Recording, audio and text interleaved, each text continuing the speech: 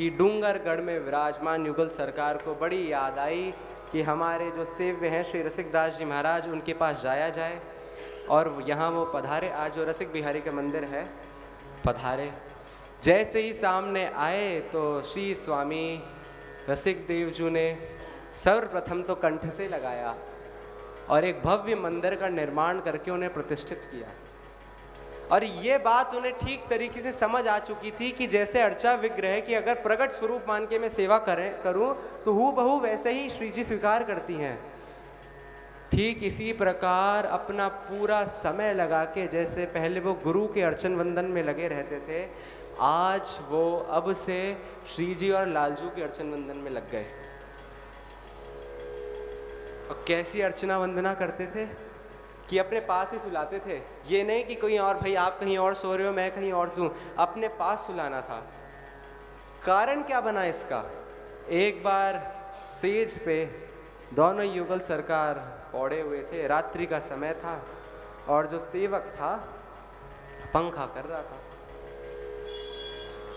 पंखा करते करते थोड़ी तंद्रावस्था लग गई, जीव का स्वभाव है, क्या कर सकते हैं। और वो जो पंखा था ना, छूट के लालजू के बाजू पर आ गिरा।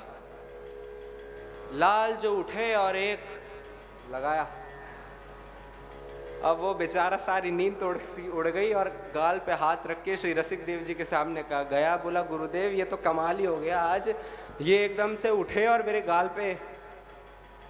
रसिक देव जी ने कहा भाई तुझे ये तू रो रहा है, इस बात की तुझे बलिहारी मनानी चाहिए।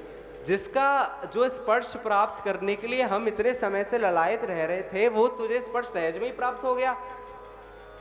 उतनी देर में पीछे पीछे लालजू भी आ जाते हैं कि शिकायत करने गया है ना हमारी, हम भी चलते हैं साथ में।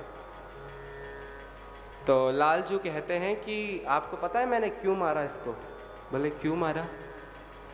मेरी बाजू पे गिरा कोई बात नहीं, पर अगर भूलवश मेरे बगल में विराजमान पौड़ी हुई श्री प्रियाजू के ऊपर ये गिर जाता तो सोचो कितनी पीड़ा होती उनको। तो इसको थोड़ा समझाओ कि सेवा किस प्रकार करनी चाहिए। रसिक दास जी ने उस सेवक को भी कंठ से लगाया और लालजू को बोला आप क्रोध बाद में करिए, पहले वहां पे विराज जाइए, आपका भी सोने का समय है सरकार। और उस सेवक से कहा कि भाई आज तो तुम्हारे वास्तव में भाग खुल गए हैं, चाहे कैसे भी खुले।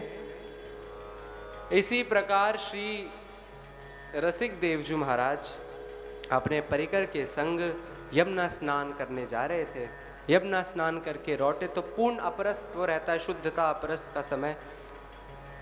यहाँ एक बहुत गूढ़ बात और बहुत ज़रूरी बात आई है।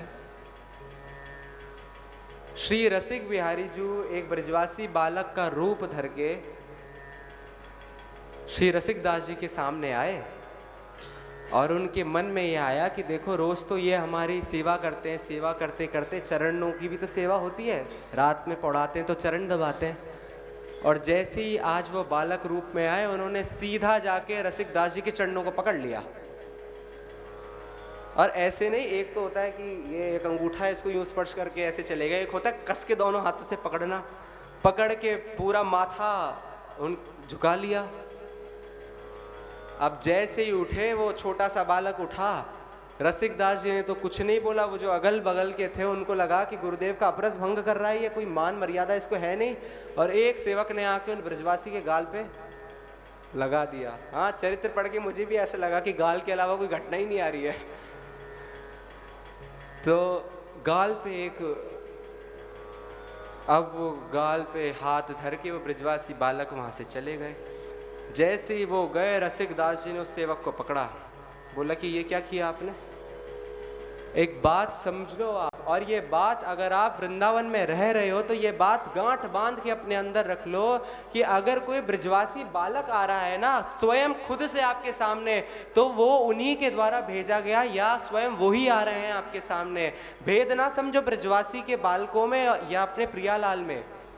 संत जन इस बात को कहते हैं कि अगर एक छोटा सा आपको 5-6 ब्रजवासी बालिकाओं का झुंड मिल जाए तो ये मान लो उनमें से एक प्रियाजू अवश्य होने वाली है।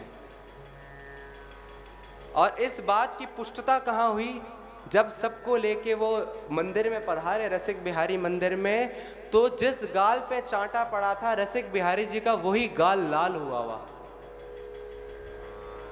और श्री रसिक दास जी यही बात समझाते हैं कि देखो, अगर धाम में आपको निवास करना है ना, तो जैसे ही चिन्मय ठाकुर है वैसा ही चिन्मय धाम है, और इस धाम में रहने वाले व्यक्ति भी उतने ही चिन्मय हैं।